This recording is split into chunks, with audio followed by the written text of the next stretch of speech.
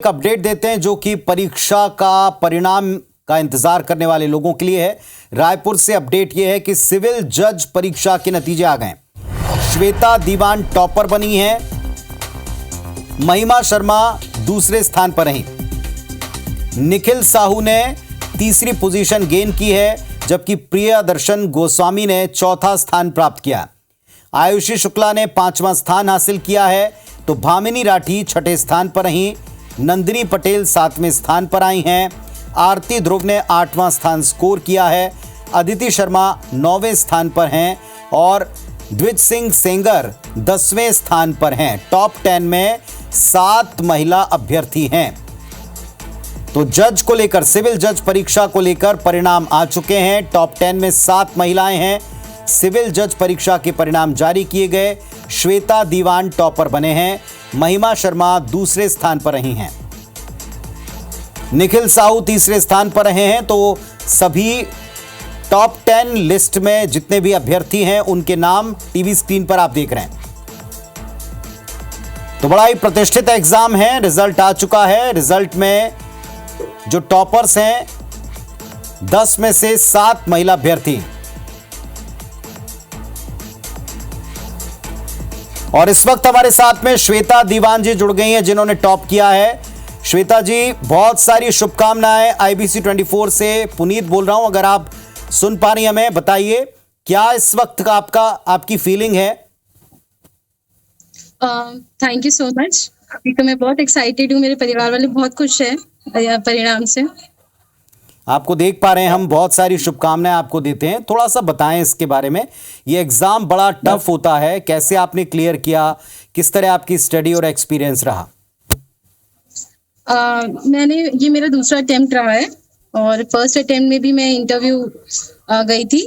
वहां पे भी मेरा कुछ मार्क्स से रह गया था और मेरे एक छोटा बेबी भी है, तो उसके साथ तैयारी करने में तो बहुत समस्याएं आई हैं। और मतलब ये मेरा कहना है कि रोज प्रैक्टिस करने से ही सक्सेस हो सकता है और ट्रांसलेशन वगैरह पे जोर देना चाहिए, ऐसा नहीं कि उसे छोड़ दें। श्वेता जी, डे टू डे प्रैक्टिस के बारे में तो लोग आपसे जानेंगे, लेकिन एक सबसे बड़ा सवाल आता है कि हम इसकी प्रैक्टिस घर में रहकर करें, कोई ऑनलाइन कोचिंग से जुड़ें या किसी नेशनल स्तर के ऊपर दिल्ली, मुंबई ऐसे सेंटर्स पर जाकर के हमको तैयारी करनी चाहिए। थोड़ा सा बताइए, गाइड कीजिए, क्योंकि आपका जो रैंक है अब सब चाहेंगे कि वो आपसे पूछें कि क्या एग्जैक्ट, क्या सही वे है, तैयारी कहाँ से शुरू करें? मैंने तो रायपुर चाणक्य लॉ एकेडमी से ही कोचिंग की थी, और ऐसा नहीं है कि आप नहीं कर सकते, आप दिल्ली मुंबई जाएं तभी होगा। आप अच्छे कोचिंग से मार्गदर्शन प्राप्त कर सकते हैं और प्रैक्टिस करें। और खैर वहाँ हमारे सर ने हमको बहुत अच्छे से पढ़ाया, और बस प्रैक्टिस बहुत जरूरी है। रोज जजमेंट्स लिखें और ट्रांसलेशन पे अच्छे से ध्यान दें, अपनी खुद की वोकैबुलरी बनाएं।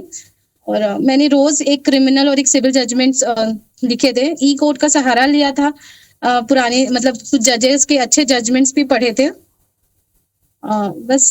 तो आप श्वेता जी केवल इसी तैयारी में लगे हुए थे, या आप इसके पहले, जैसे आपने बताया कि सेकंड अटेम्प्ट है, तो इस बीच में आप कुछ और जॉब या किसी और प्रैक्टिस के साथ इसको कर रहे हैं, या घर पे रहकर कोचिंग के साथ में आपने सिर्फ इसी पर फोकस किया है?